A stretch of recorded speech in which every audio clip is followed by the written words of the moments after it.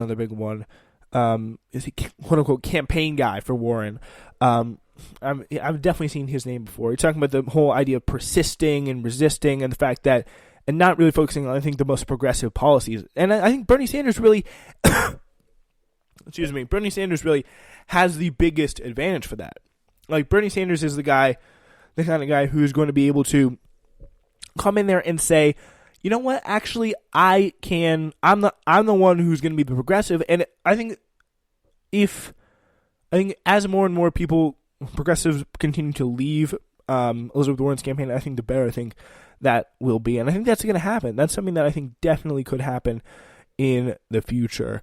We're going to definitely continue to follow this. Definitely keep you updated. Let's see what it is now. 65%, 26.3 to 23.9 now. Bernie Sanders. The lead is narrowing, no doubt about that. But yeah, this whole thing about Joe Rossbar's, this is definitely a little disturbing. What we're seeing about this Warren campaign and the issues she's going to take, because this could have lasting damages on her career, and especially with how Bernie Sanders is going to work with Elizabeth Warren in the future. And I think we saw Elizabeth Warren shout out Amy Klobuchar. So it's another person I want to talk to about. This is a interesting conversation between Klobuchar and Sunny Hostin on The View about her time as a prosecutor in I think Pepperdine, the Pepperdine district in Minnesota. Take a listen. Record as a prosecutor matters as well. And when you campaigned for the Senate, you cited your prosecution of 16-year-old black teenager Mayan Burrell as an example of having been an aggressive prosecutor. And it gives me no pleasure to say this because, as you know, I was a prosecutor as well. I've reviewed the facts of that case, and it is one of the most flawed investigations and prosecutions that I think I have ever seen. When you look at it, you have your homicide detective on tape offering informants $500 a piece for names. When I looked at it, I also saw that Mr. Burrell's alibi witnesses were not looked at. His surveillance tapes were not looked at. I mean, how do you on tape offering informants $500 a piece for names? When I looked at it, I also saw that Mr. Burrell's alibi witnesses were not looked at. His surveillance tapes were not looked at. I mean, how do you defend something like that to someone like me, who is the mother of a black boy, a black teenager? This case would be my worst nightmare. This is why her campaign cannot succeed. Well, Sunny, I'll start with this. I've been very clear. All of the evidence needs to be immediately reviewed in that case. Yeah, awesome. So, yeah, I think that's really why Amy Klobuchar just cannot. I don't think this is why she cannot make it past this state, because she has this kind of record. She just cannot appeal to the black community. I think we've seen that time and time again. Anyway. Warren out here. This is a tweet from Cushbomb, at Cushbomb, Matt Grisman of Chapo Trap House.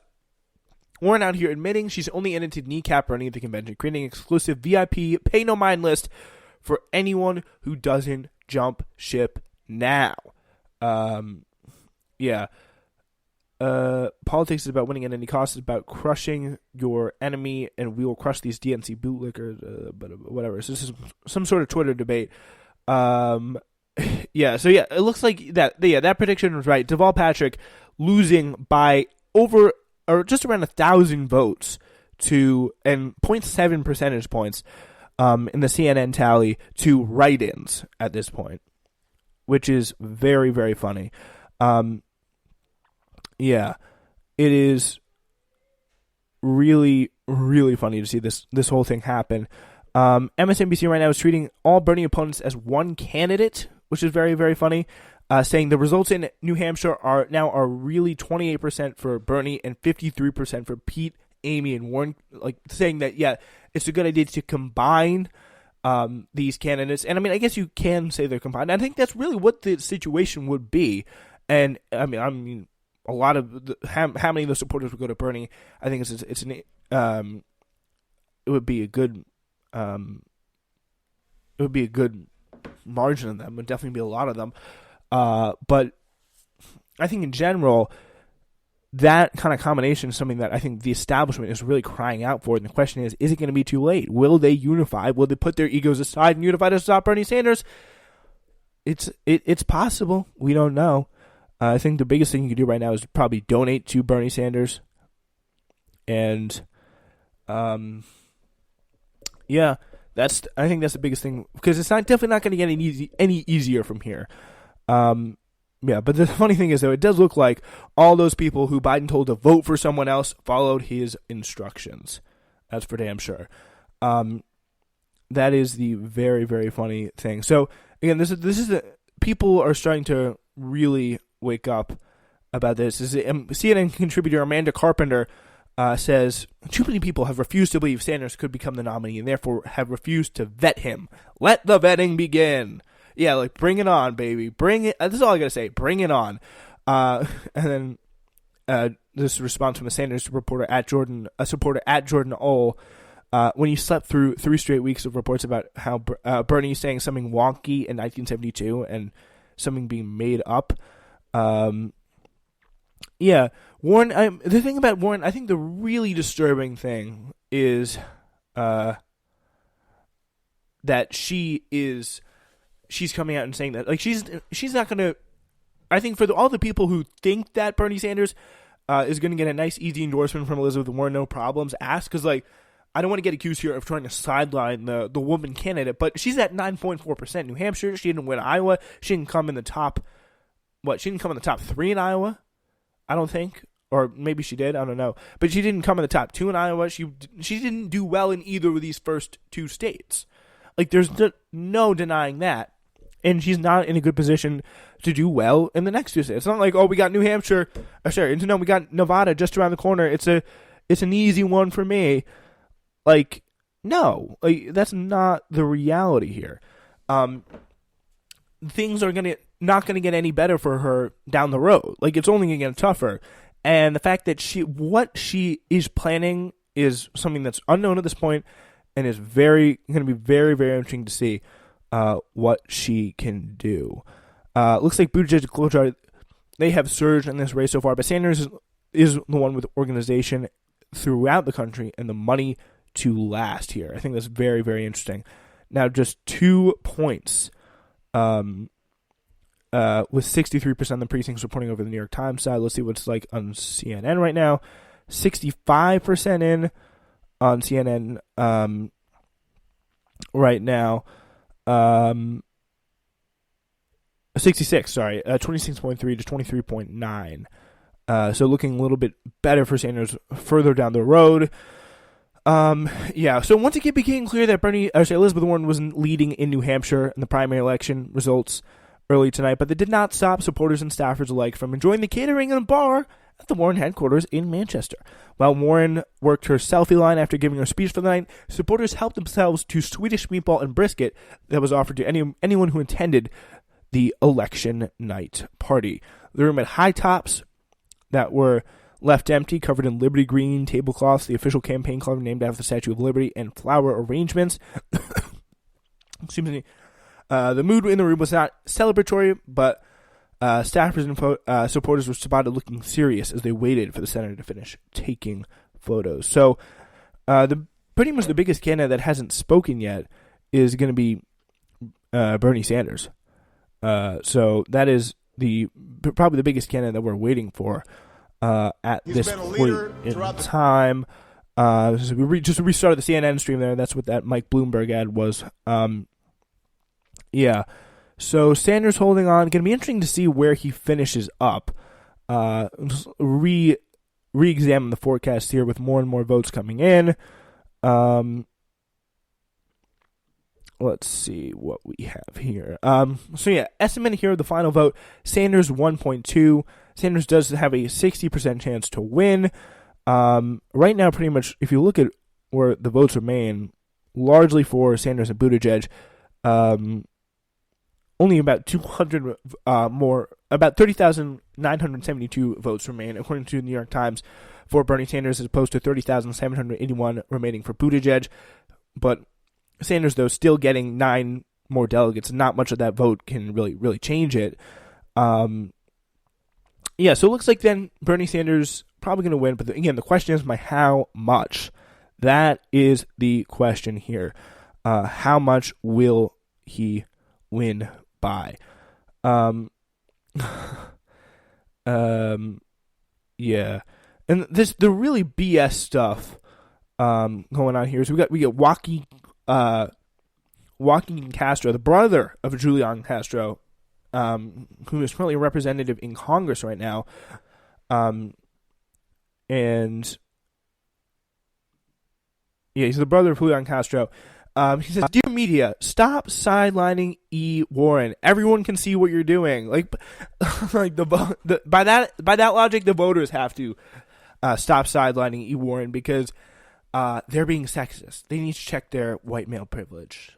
These voters who are supporting, like, this is really, it's kind of ridiculous here that this is what's going on. Like, we just don't see it. We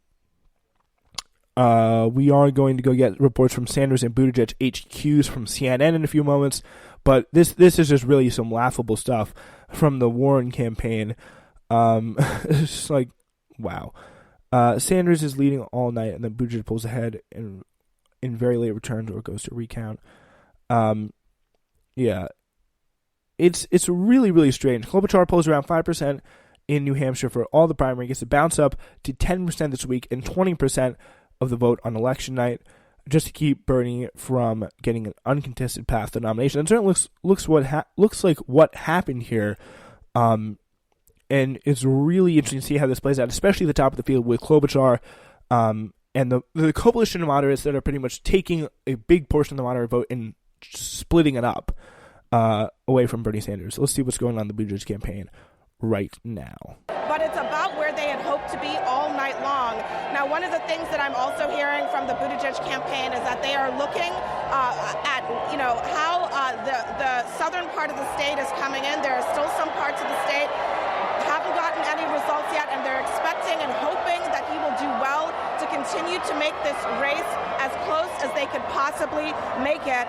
Also want to point out, just to give you a sense of their thinking, they're looking at some of these exit polls showing that the Buttigieg voters really decided in the last few days, maybe even the last day or so. They think that's a great sign for them that he's able to do that persuasion part of it, convincing people to come over in the final days before voting begins, Jay. And that's right. We know Hanover, New Hampshire, home of Dartmouth College, has not reported yet, and Buttigieg is up there. That hasn't reported. It is 2.1%, Anderson, separating Sanders in the lead, Buttigieg right behind him, only 2.1 percentage points with 69%. Anderson? Yeah, more than 30% of the vote still to be counted. Governor McAuliffe, what does it say that yet again, second time in a row, we now have a Sanders-Buttigieg race for the top spot?